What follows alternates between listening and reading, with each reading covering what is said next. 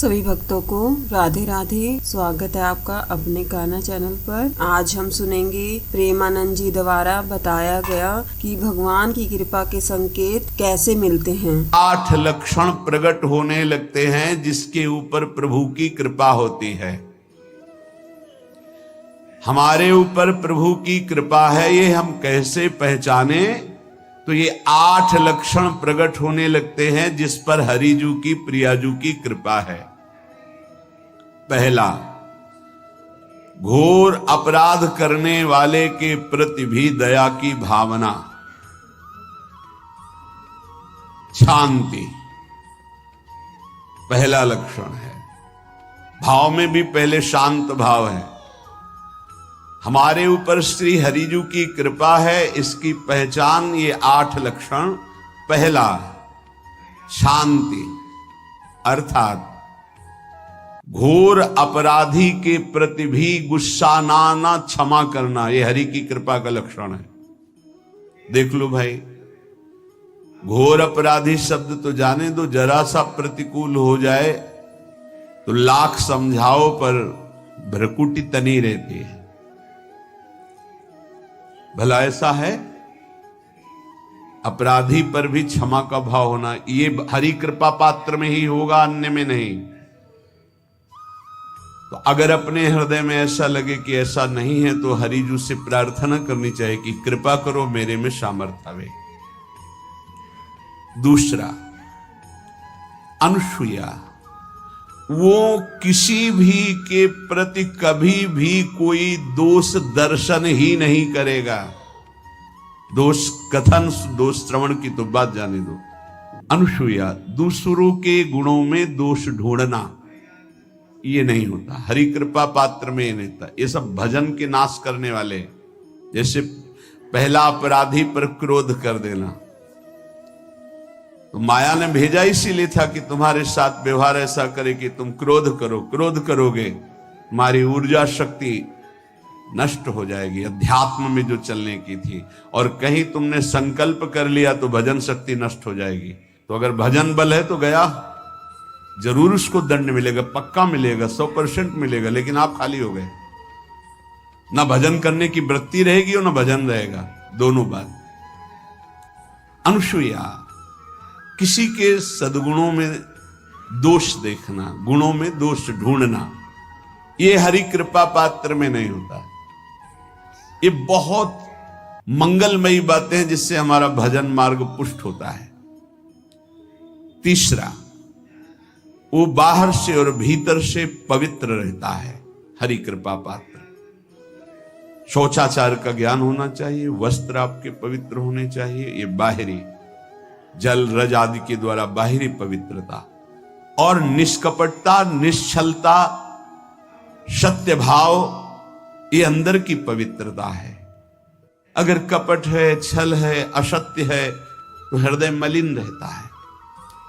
भीतर और बाहर से पवित्र रहना, इसमें खास बात क्या है? भीतर और बाहर से पवित्र रहने में, भीतर और बाहर से सदैव पवित्र कौन रह सकता है? तो बोले, जो पुंडरीकाक्ष भगवान श्री हरि का प्रियाजू का स्मरण करता रहता है, वो शवायाभ्यंतर शुचि, वो बाह्य और अभ्यंतर दोनों से पावन रहता है। तीसरी जो कृपा का लक्षण है, अर्थात वो सदैव भगवत चिंतन परायण, शौचाचार का पालन करने वाला, बाहर और भीतर से हरि कृपा पात्र पवित्र रहता है। चौथा, ऐसे कार्यों का अनुष्ठान न करे जिनमें हमारा भजन छूटता है, जिनमें सत्य छूटता है, जिनमें भगवत भाव छूटता है। जैसे आपके ऊपर कृपा हुई, आप भगवत मार्ग में चल रहे हैं, अब आप ऐसे संसारिक कार्यों का अनुष्ठान कर रहे हैं जिनमें आपकी चित्तवृत्ति बिल्कुल भगवत विमुख हो रही, तो जीवन का लाभ क्या होगा? लाभ तो है भगवत स्मरण सहित। कल एक ने प्रश्न किया कि मैं खाता तो नहीं हूं लेकिन मांस के दुकान में मांस बेचता हूं, होटल आदमी, क्या उचित है? ये उचित कैसे हो सकता है? तुम और भी तो व्यापार कर सकते हो। जरूरी है धर्म का पालन करने की इच्छा करते हो, धर्म आचरण करते हो, ऐसा नहीं। तो विरत बहुकर्मा, उन कर्मों से हमें विरत रहना है जो हमारे धर्म के विरुद्ध है, जो भजन के विरुद्ध है। हरि कृपा पात्र ऐसे कर्मों का अनुष्ठान कर ही नहीं सकता। अपने भजन का फल देखना भगवत कृपा पात्र की, सबको प्रदान कर देना। हिम्मत है? अपने भजन, इतनी मेहनत से किया हुआ भजन, भजन होने के बाद, हे प्रभु इस भजन का फल हो, सर्वे भवन्तु सुखिना सर्वे सन्तु निरामयः। यहां तो कहते हैं महाराज एक माला रोज आपके लिए करता हूं कि आपकी बीमारी ठीक रहे, तो शेष किसके लिए करते हो प्रभु? शेष क्या? अगर इष्ट और गुरु के लिए तुम्हारा है कि एक माला करते तो फिर इतनी माला करते तो हमें क्या होगा? सब आपको दे देंगे तो हमें क्या होगा? तभी भजन का रहस्य नहीं जाना। छठवां, अपने भजन से अपने लिए कुछ भी ना चाहना, और दूसरों की तो बात जाने दो, दूसरों से कुछ ना चाहना ये तो ठीक है, अपने भजन से अपने लिए कुछ ना चाहना है हिम्मत। देखो ये हरि कृपा पात्र में हिम्मत होती है। अपना भजन अपने प्रयोग में ना लाना, इसका भी आंतरिक रहस्य है। अपने प्रयोग में आप शरीर को लेकर के बोलेंगे, अगर स्वरूप को लेकर तो प्रयोग की कोई वहां जरूरत ही नहीं, स्वरूप पूर्ण काम है, वहां कोई अभाव नहीं। जब आप कोई भाव अपने लिए करेंगे तो देह भाव होगा, देह भाव से किसी विषय की मांग होगी। विषय पूर्ति भजन का फल नहीं होता, भजन का फल होता विषय निवृत्ति। बहुत जोर की बात है, कैसे समझ में?